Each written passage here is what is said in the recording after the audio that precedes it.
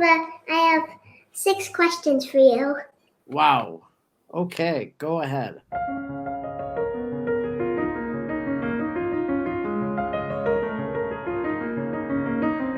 The first question is, what inspired you to make a podcast? I've had several podcasts over the years, and really it grew out of my work in Catholic radio when I kind of took a break from being on a weekly radio show. I thought I wanted to do something a little different. The show I was on was kind of, they stopped doing guest interviews, and that's really what I enjoyed. They were going to more a dialogical between the host format, and it was just something that I wanted to really be a part of anymore. And so the podcast was a way, as I left the show, to allow people who maybe appreciated some of the insights that I had or shared, that they could keep following me. So that was how my How They Love Mary podcast came about. And then there's another podcast I did called Cup of St. Joe. It was for Pope Francis's Year of St. Joseph. And it was just kind of, it was the middle of COVID. You couldn't do adult faith formation. And that was a way just for me to reach another audience, bring them people that maybe they wouldn't be able to hear otherwise. And then thirdly, there's this book that really I came to know called The Mystical City of God. And I've done a podcast where I'm reading that book for 365 days. So kind of broke it down into bite-sized chunks, and lots of people are following along. So I find that the podcast platform then is a way that we can help people to come to a better knowledge of the faith, and also maybe even to read some of these spiritual classics. The second question is, what is your favorite shrine to pilgrimage to? Yeah, so that's a difficult question. I would say I probably have 3 that I'd like to mention, especially to Our Lady. One of my favorite shrines is here in the United States. It's called the Shrine of Our Lady of La Leche. And I knew a lot of people in my life, friends and whatnot, that were unable to really have children. And so that was a hardship for them. And I found out about this devotion to Our Lady of La Leche, where you ask her to pray for the gift of fertility for that couple.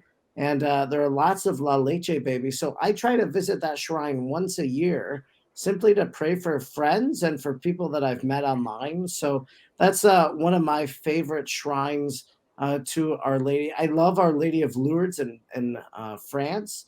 That's just a very beautiful place of healing, and I could spend hours sitting in front of the grotto there. And then finally, I live right by a Marian apparition site in Wisconsin called Champion. So I would have to say I like that place only because I can go there often. Okay. The third question is, why do you love Mary? Yeah, that's a really good question. Why do I love Mary? Why should anybody love Mary? And I always say that it really comes down to, we want to be more like Jesus. And Jesus in his life loved his mother. And so we should love his mother like him. St. Paul says, be imitators of Christ. And if we want to imitate Christ, well, we do so by loving Mary like Jesus did. I think there are other reasons to love Mary. The fact that Jesus told us to behold your mother. So when we love her, it's in a sense us beholding the Blessed Mother as our mother. But it's also historically, it's just proven to be a very special relationship.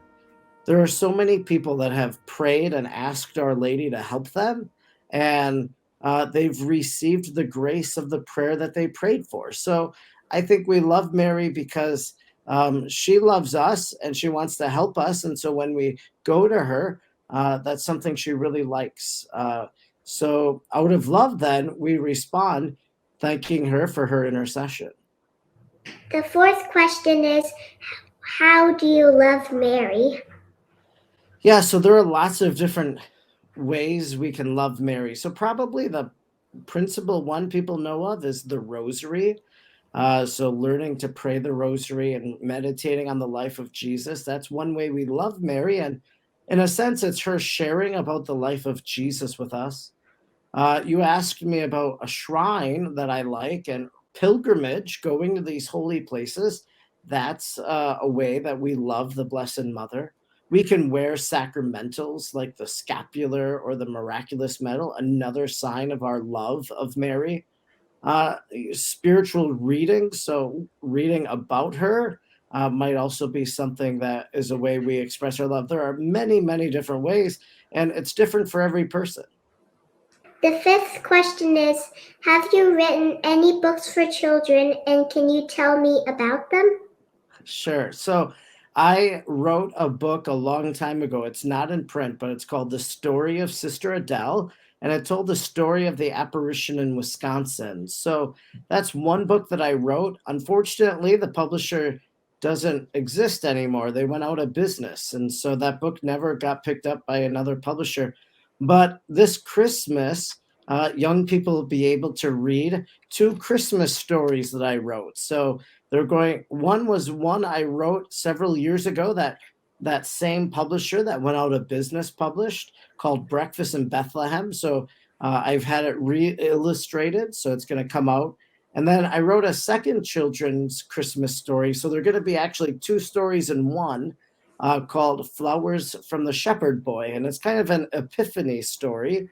And that'll be published right with Breakfast in Bethlehem. So 2 Christmas stories that people will be able to enjoy this year. Great. The last question is, what is your favorite airplane food? My favorite airplane food. I fly a lot on Delta, and I really like the cookies they serve. They're like Biscoff cookies. You are listening to the Digital Café, presented to you by the Rosary Hour podcast, a production of Travessa de Centro House Press in Porto, Portugal.